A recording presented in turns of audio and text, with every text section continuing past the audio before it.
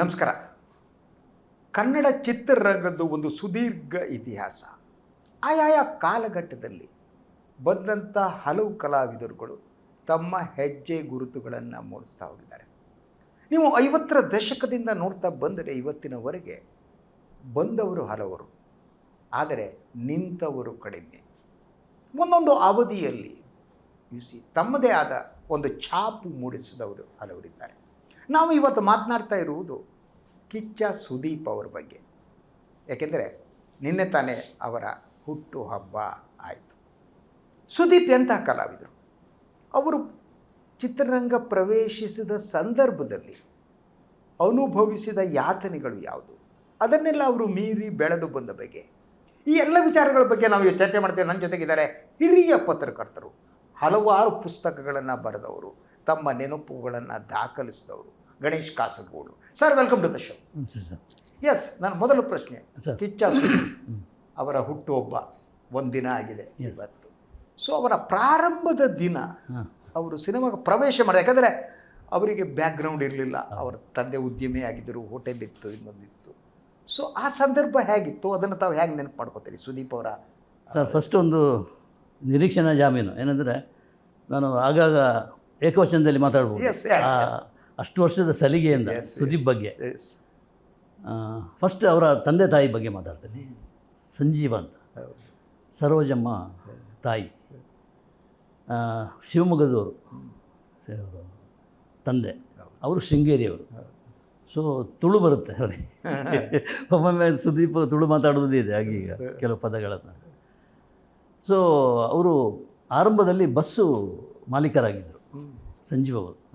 Swastik travels ಅಂತ ಹಾಗೆ ಕನ್ನಡ ಸರೋವರ ಹೋಟೆಲ್ ಇತ್ತು. ಅದು ಆಮೇಲೆ ಇಲ್ಲಿ ಶಿವಮೊಗ್ಗದಿಂದ ಆಗುಂಬೆಯಿಂದ ಶಿವಮೊಗ್ಗಕ್ಕೆ ಬಸ್ ರೂಟು 5 ಬಸ್ಸು. ಅದು ಯಾಕೋ ಅವರಿಗೆ ಒಳ್ಳೆ ಲಾಭ ಇತ್ತು. ಬೇಜಾರಾಯ್ತು ಏನೋ ಗೊತ್ತಿಲ್ಲ, ಸರೋವರ ಹೋಟೆಲ್ ಶುರು ಮಾಡಿದರು. ಅದು ರಿಚ್ಮಂಡ್ ಸರ್ಕಲ್ನಲ್ಲಿ ಸರೋವರ ಅಂತ ಹೋಟೆಲ್ ಅಂತ. ಅಲ್ಲಿಂದ ನಂತರ ಬರೀ ಸಂಜೀವ್ ಇದ್ದರು, ಸರೋವರ ಸಂಜೀವ್ ಅಂತ. ಅಲ್ಲಿ ನಾವು ಆ ಹೋಟೆಲ್ಗೆ ಪಕ್ಕದ ಸಂಯುಕ್ತ ಕರ್ನಾಟಕದಲ್ಲಿ ಕೆಲಸ ಮಾಡ್ತಾ ಇದ್ವಿ. ಅಲ್ಲಿ ಕಾಫಿ ಕುಡಿ ದೋಸೆ ಕ್ಲಾಸಿಕ್ ಕಣ್ರಿ. ಅಲ್ಲಿಯ ದೋಸೆ ನೆನಪು ಈಗಲೂ ಇದೆ.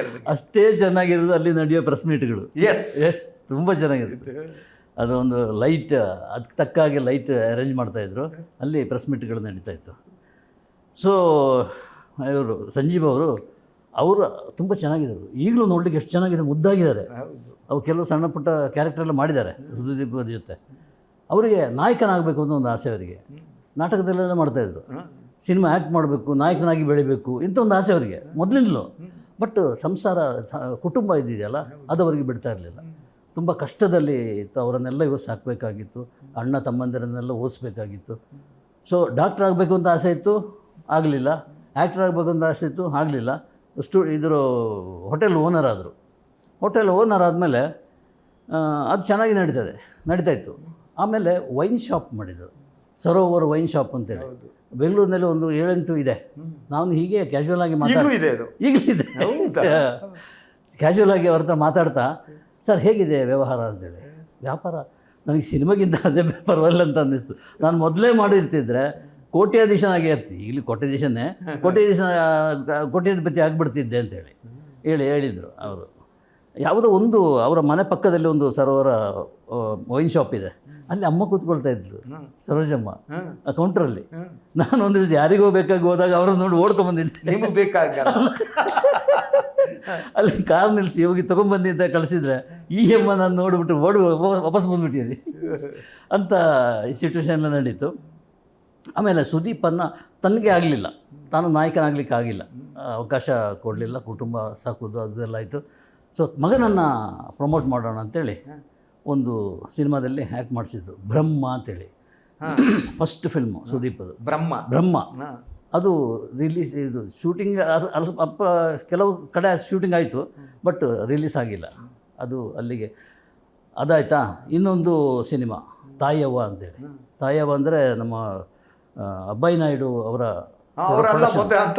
ಹೌದು ಪ್ರೊಡಕ್ಷನ್. ಅದರಲ್ಲಿ ತಾಯವ್ವನಲ್ಲಿ ಉಮಾಶ್ರೀನೇ ಮೇಯ್ನ್ ತಾಯವ್ವ. ಇವರು ಮಾಡಿದ ಫಿಲ್ಮು ಫ್ಲಾಪ್ ಆಯಿತು. ಸೊ ಅಲ್ಲಿಗೆ ಆತನಿಗೆ ಒಂದು ಬ್ರ್ಯಾಂಡ್ ಬಂತು, ಐರನ್ ಲೆಗ್ ಸುದೀಪ್ ಅಂತ. ಯಾರೂ ಕರ್ಸ್ಕೊಳ್ಳಿಕ್ಕೆ ರೆಡಿ ಇಲ್ಲ. ಆತ ಆ್ಯಕ್ಟ್ ಮಾಡಿದ್ದೆಲ್ಲ ಫೇಲ್ ಆಗ್ತಾ ಇದೆ ಅಂತ. ಕೊನೆಗೆ ಇವರನ್ನು ಸುನೀಲ್ ಕುಮಾರ್ ದೇಸಾಯಿಯನ್ನು ಹಿಡ್ಕೊಂಡ್ರು, ಯಾರು ನಮ್ಮ ಸರೋಜ ಸಂಜಯ್. ಹೌದು ಹೌದು. ಏನು ಅದಾಗುತ್ತಾ ಅಂತೇಳಿ ಅವರು ತೊಳೆದ್ರು, ಮಗ ನಾನು ದುಡ್ಡು ಹಾಕ್ತೇನೆ, ನೀವು ಸಿನಿಮಾ ಒಂದು ಡೈರೆಕ್ಟ್ ಮಾಡಿಕೊಡಿ, ಒಂದು ಒಳ್ಳೆ ಸ್ಟೋರಿ ಕ್ರಿಯೇಟ್ ಮಾಡಿ ಅಂತೇಳಿ. ಅವರಿಗೆ ಅವನನ್ನು ನೋಡಿದ್ರು, ಸುದೀಪನ ನೋಡಿದರು, ಹೈಟು ಮುದ್ದಾಗಿದ್ದಾನೆ, ಆದರೆ ಟ್ಯಾಲೆಂಟ್ ಇದೆಯಾ ಇಲ್ವೋ ಅಂತ ಗೊತ್ತಿಲ್ಲ. ಅದಕ್ಕಾಗಿ ನಾನೊಂದು ಪ್ರತ್ಯರ್ಥ ಅಂತ ಒಂದು ಸಿನಿಮಾ ಮಾಡ್ತಾಯಿದ್ದೀನಿ. ಅದರಲ್ಲಿ ಒಂದು ಸಣ್ಣ ಪಾತ್ರ, 3 ಜನ ಯುವಕರಿದ್ದಾರೆ, ಅವ್ರ ಜೊತೆ ಇನ್ನೊಂದು ಪಾತ್ರ ಮಾಡಲಿ, ಆಮೇಲೆ ನಾನು ಬೇರೆ ಅವರ ಟ್ಯಾಲೆಂಟ್ ಯಾವ ದಿಕ್ಕಿನಲ್ಲಿದೆ ಅಂತ ನೋಡ್ಕೊಂಡು ನಾನು ಸ್ಟೋರಿ ಬರಿತೀನಿ, ಮಾಡೋಣ ಅಂತೇಳಿ ವಿಷಯ ಮಾಡಿದೆ. ಪ್ರತ್ಯರ್ಥದಲ್ಲಿ ಮಾಡಿದ್ದಾರೆ ಅವರು, ಅದು ಫ್ಲಾಪ್ ಆಗೋಯ್ತು. ಹೌದೌದು. ಆಗ ಪಕ್ಕ ಆಯಿತು, ದೇಸಾಯಿ ಡೈರೆಕ್ಟ್ ಮಾಡಿದ ಸಿನಿಮಾನೇ ಫ್ಲಾಪ್ ಆಗ್ತದೆ, ಇದನ್ನು ಇಟ್ಕೊಂಡ್ರೆ ಭಾರಿ ಕಷ್ಟ ಅಂತೇಳಿ. ಆಮೇಲೆ ಬಂತಲ್ಲ ಹುಚ್ಚ, ಅದು ಹುಚ್ಚ ಬಂದಿದ್ದ ಫಸ್ಟು. ಹಾಂ ಹೌದು, ಇದಾದ್ಮೇಲೆ ಅವರು ಫಸ್ಟ್ ಬಂದಿದ್ದು ಹುಚ್ಚ. ಇನ್ನೊಂದು ಯಾವುದೋ ಸಿನಿಮಾ ಇತ್ತಲ್ಲ, ಅದು ಹಾಡುಗಳೆಲ್ಲ ಇದ್ವು, ಅದನ್ನ ಮರ್ತ್ಬಿಟ್ಟದ. ಸಾರಿ ಸ್ಪರ್ಶ. ಸ್ಪರ್ಶ ಅದು ಫ್ಲಾಪ್ ಬೇರೆ ಒಂದು ರೀತಿಯಲ್ಲಿ. ಏನಾಗಿದೆ ಅಂದರೆ ರಿಲೀಸ್ ಆದ ಟೈಮಿಗೆ ಅಣ್ಣವರನ್ನು ವೀರಪ್ಪನ ಹೊತ್ಕೊಂಡ್ಬಿಟ್ಟ. ಹೌದು, ಕರೆಕ್ಟ್. ಅದು ಕಲೆಕ್ಷನ್ ಇಲ್ಲ, ಜನ ಥಿಯೇಟ್ರಿಗೆ ಬರ್ತಾ ಇರಲಿಲ್ಲ, ಅದು ಫ್ಲಾಪ್ ಆಯಿತು. ಸ್ವಂತ ಫಿಲ್ಮು ಫ್ಲಾಪ್ ಆಯಿತು, ಸುನೀಲ್ ಕುಮಾರ್ ದೇಸಾಯಿ ಡೈರೆಕ್ಟ್ ಮಾಡಿದ್ದು ಫ್ಲಾಪ್ ಆಯಿತು ಅಂತ ಹೇಳುವಾಗ ಬ್ರ್ಯಾಂಡೆಡ್ ಸುದೀಪ್ ಏನೋ ಐರನ್ ಲೆಗ್ ಅಂತೇಳಿ ಯಾರು ಕರೆಯೋಲ್ಲ, ಸಂಜೀವು ಕೂತ್ಕೊಂಡ್ಬಿಟ್ರಲ್ಲಿ, ಇನ್ನು ಸಾಧ್ಯ ಇಲ್ಲ ಅಂತೇಳಿ. ಆಗ ಬಂದಿರೋದು ಇದು ಯಾವುದು ಹುಚ್ಚ. ಅದು ಚೇಂಜ್ ಮಾಡಿಬಿಡ್ತು, ಹುಚ್ಚ ಪೂರ್ತಿ ಚೇಂಜ್ ಮಾಡಿಬಿಡ್ತು. ಆ್ಯಕ್ಚುಲಿ ಅದರಲ್ಲಿ ಬೇರೆ ಯಾರ್ಯಾರೆಲ್ಲ ಆ್ಯಕ್ಟ್ ಮಾಡಬೇಕಾಗಿತ್ತು. ದರ್ಶನ್ ಆ್ಯಕ್ಟ್ ಮಾಡಬೇಕಾಗಿತ್ತು, ಜಗ್ಗೇಶ್ ಆ್ಯಕ್ಟ್ ಮಾಡಬೇಕಾಗಿತ್ತು, ಆಮೇಲೆ ಇನ್ನೊಬ್ಬರು ಯಾರು ಆ್ಯಕ್ಟ್ ಮಾಡಬೇಕಾಗಿತ್ತು. ಕೊನೆಗೆ ಈತನ ಕೈಗೆ ಬಂತು. ಕೈಗೆ ಬಂದಾಗ ಇದು ಸಾಧ್ಯನೇ ಇವರಿಗೆ ಅಂತೇಳಿ ಅದು ಸೇತು ಅಂತೇಳಿ ತಮಿಳಿನಲ್ಲಿ ರೀಮೇಕ್. ಹೌದು, ಆ ಸಿನಿಮಾ ನೋಡಿದ್ದಾರೆ. ನೋಡಿದ್ರಲ್ಲಿ ವಿಕ್ರಮ್ ಅದು ತುಂಬ ಚೆನ್ನಾಗಿ ಮಾಡಿದೆ ಆ ಸಿನಿಮಾದಲ್ಲಿ. ಸೊ ಆ ಕ್ಯಾರೆಕ್ಟರ್ ಮಾಡ್ಬೋದಾ ಹೇಗೆ ಅಂತೇಳಿ ಡಿಸ್ಕಸ್ ಮಾಡಿದರು. ತಲೆ ಬೋಳಿಸ್ಬೇಕು ಅಂತ. ಉಳಿದ 3 ಯಾರು ಇನ್ವೈಟ್ ಮಾಡಿದ್ರು, ಅವರು ತಲೆ ಬೋಳಿಸಿಗೆ ಇಷ್ಟ ಇರಲಿಲ್ಲ ಅವರಿಗೆ. ಬೋಳಿಸಿದ ನೆಕ್ಸ್ಟ್ ಫಿಲ್ಮ್ ದರ್ಶನ್ ಟ್ಯಾಲೆಂಟು ಮೊದಲ ಬಾರಿಗೆ ಕನ್ನಡಿಗರಿಗೆ ಗೊತ್ತಾದದ್ದು ಹುಚ್ಚದಲ್ಲಿ. ಇಲ್ಲ ಇருந்து ಸುದೀಪ್ದು. ಸುದೀಪ್ ದರ್ಶನ್ ಮಾಡಬೇಕಾಗಿತ್ತು. ಈ ತಲೆ ಬೋಡಿಸೋದಿದೆಯಲ್ಲ ಅದು ಅದಕ್ಕೆ ಒಪ್ಪಲಿಲ್ಲ. ಆ ಕಾರಣಕ್ಕೆ ಅದು ಮೇಯ್ನ್ ಅದೇ ಇರೋದು ಸರ್ ಅದರಲ್ಲಿ. ಹುಚ್ಚನೇ ಮೇಯ್ನಾಗಿರೋದು. ಅಥವಾ ಅದು ಒಪ್ಕೊಂಡು ಶುರು ಆಯಿತು ಶೂಟಿಂಗ್ ಅಂತ. ಅದನ್ನು ಒಂದು ಪ್ರೆಸ್ ಮೀಟ್ ಕರೆದು, ಆ ಪ್ರೆಸ್ ಮೀಟು ಅಲ್ಲೇ ಸರೋವರದಲ್ಲಿ ಕರೆದಿದೆ. ಅಲ್ಲಿ ರೆಹಮಾನ್ ಅದರ ಪ್ರೊಡ್ಯೂಸರ್, ಯಜಮಾನ ದೊಡ್ಡ ಹೆಸರು ಮಾಡಿದ ಪ್ರೊಡ್ಯೂಸರ್, ಅವರು ಪ್ರೆಸ್ ಮೀಟ್ ಕರೆದರು ಸರೋವರ. ಸಿನಿಮಾ ರಿಲೀಸ್ ಆಗೋ ಸಂದರ್ಭದಲ್ಲಿ ಊರಲ್ಲಿ ಅವರ ನಿರೀಕ್ಷೆಗಳು ಹೇಗಿದ್ದು? ಇದು ಸಕ್ಸಸ್ ಆಗುತ್ತೋ ಭಾಳ ಆತಂಕ ಇರಬೇಕು ಸಂಜೀವ್. ತುಂಬ ಅಂದರೆ ತುಂಬ. ಅದರ ಮೊದಲು ಆ ಹುಚ್ಚ ಟೈಟಲ್ ಬಗ್ಗೆ ಒಂದಷ್ಟು ಹೇಳ್ಬಿಡ್ತೀನಿ. ಹುಚ್ಚ ಅಂತ ಹೇಳಿದ್ರೆ ಲೈಫ್ ಪೂರ್ತಿ ಹುಚ್ಚ ಆಗಿಬಿಡ್ತಾನೆ. ಅದನ್ನು ಹೇಳಿದೆ ಅಲ್ಲಿ. ಅದು ನಾವು ಕೆಲವು ಪತ್ರಕರ್ತರು ಏನು ಮಾಡೋದು, ಸೀನಿಯರ್ ಪತ್ರಕರ್ತರು, ಆಗ ಸೀನಿಯರ್ ಅಲ್ಲ, ಹೇಳಿದೆವು ಹುಚ್ಚ ಟೈಟ್ಲ್ ಲೈಫ್ ಪೂರ್ತಿ ಹುಚ್ಚನಾಗ್ಬಿಡ್ತಾರೆ, ಬೇಡ ಸರ್ ಅದು ಬೇರೆ ಚೇಂಜ್ ಮಾಡಿಬಿಡಿ ಅಂತೇಳಿ. ಯಾರು ಒಪ್ಪಲಿಲ್ಲ. ನಾನು ಅದು ಹುಚ್ಚನೇ ಅಂತೇಳಿ. ಸುದೀಪ್ ಕೂಡ ಅಷ್ಟೇ, ನಾನು ಹುಚ್ಚ ಆಯ್ತು, ನಾನು ಹುಚ್ಚ ಈಚೆ ಕರೆದೆ. ಪ್ರೆಸ್ ಮೀಟ್ ಎಲ್ಲ ಮುಗಿದ ಮೇಲೆ ಈ ಸೈಡ್ ಕರೆದು ಒಂದು ಕತ್ತಲಲ್ಲಿ ಅವನಿಗೆ ಕಿವಿ ಮಾತು ಹೇಳಿದೆ, ಇದು ಲೈಫ್ ಪೂರ್ತಿ ಹುಚ್ಚ ಅಂತೇಳಿ ಬಂದುಬಿಡ್ತದೆ, ಫ್ಲಾಪ್ ಆದರೂ ಗೆದ್ದರು ಕೂಡ ನಿನಗೆ ಅದು ಸಮಸ್ಯೆ ಇಲ್ಲ ಸರ್. ಇಲ್ಲ ಗುರುಗಳಂತ ನಾನು, ಇಲ್ಲ ಗುರುಗಳು, ಆಗಿಂದಲೂ ಗುರುಗಳೇ, ಈಗಲೂ ಗುರುಗಳೇ ಅಂತೇಳಿ. ನಾನು ಏನು ಅದರಲ್ಲಿ ಒಂದು ಕ್ಯಾರೆಕ್ಟರ್ ಬರುತ್ತೆ, ಕೃಷ್ಣ ಅಂತೇಳಿ ಹೀರೋ, ಅದು ಕಿಚ್ಚ ಅಂತೇಳಿ ಕರೀತಾರೆ. ಹುಚ್ಚ ಅಲ್ಲ, ಕಿಚ್ಚ ಫೇಮಸ್ ಆಗುತ್ತೆ ಅಂತೇಳಿ. ನೋಡಿ ಸರ್, ಫೇಮಸ್ ಆಯ್ತಲ್ಲ, ಕಿಚ್ಚ ಹೆಸರೇ ಸೇರಿಬಿಡ್ತು. ಸುದೀಪ್ ಹೆಸರು ಹೇಳ್ಬೇಕಾದ್ರೆ ಕಿಚ್ಚ ಇಲ್ಲ, ಕಿಚ್ಚ ಪ್ರೊಡಕ್ಷನ್, ಕಿಚ್ಚ ಸುದೀಪ್ ಈಗ ಹೋಯ್ತು. ಆಗ ಹೇಳಿದ, ಇದು ನನಗೆ ಇನ್ನೂ ನೆನಪಿದೆ, ಆ ಕತ್ತಲಲ್ಲಿ ಒಂಥರ ಮಾತಾಡ್ತಿದ್ದು.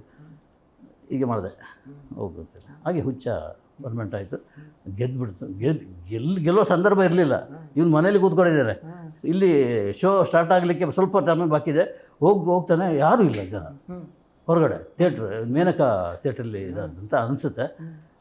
ಜನ ಇಲ್ಲ ಅಂತೇಳಿ ಸುಮ್ಮನೆ ಒಳಗೆ ಹೋಗ್ತಾನೆ, ಜನ ಫುಲ್ ಓದಾಗ್ಬಿಟ್ಟು. ಇಲ್ಲಿ ಟಿಕೆಟ್ ತಗೊಂಡವರೆಲ್ಲ ಹೋಗ್ಬಿಟ್ಟಿದ್ದಾರೆ ಒಳಗೆ, ನೋಡ್ತಾರೆ ಜನ ಕಿರ್ಚ್ತಾ ಇದ್ದಾರೆ.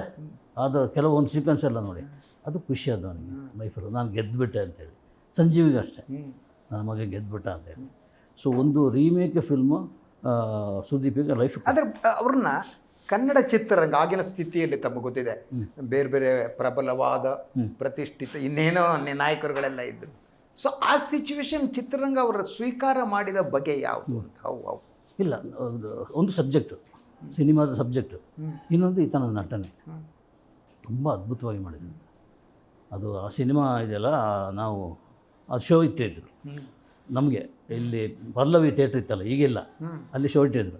ನಾನು ಹೋಗಿದ್ದೆ, ನಾನು ಈಗ ನೋಡ್ತೀನಿ ತಮಿಳ್ ಹೀರೋ ಕೂತ್ಕೊಂಡಿದ್ದಾನೆ, ಸೇತು ಹೀರೋ, ಇನ್ನೇನು ಇಲ್ಲಿ ಕೂತ್ಕೊಂಡಿದ್ದಾನೆ ಅಂತ. ಸ್ವಲ್ಪ ಹೊತ್ತಾಗ ಅಲ್ಲಿ ಹೋದ, ಸ್ವಲ್ಪ ಹೊತ್ತಂದರೆ ಇಂಟ್ರೋಲಲ್ಲಿ ಒಂದು ಪ್ರೆಸ್ ಮೀಟ್ ಥರ ಸ್ಟೇಜಿಗೆ ಬಂದರು. ಬಂದಾಗ ಇವನು ಓಡ್ಕೊಂಡು ಹೋಗಿ ಅಪ್ಪಿ ಮುದ್ದಾಡಿ ನನಗಿಂತ ಚೆಂದ ಮಾಡಿದ್ದಾನೆ ನೀನು,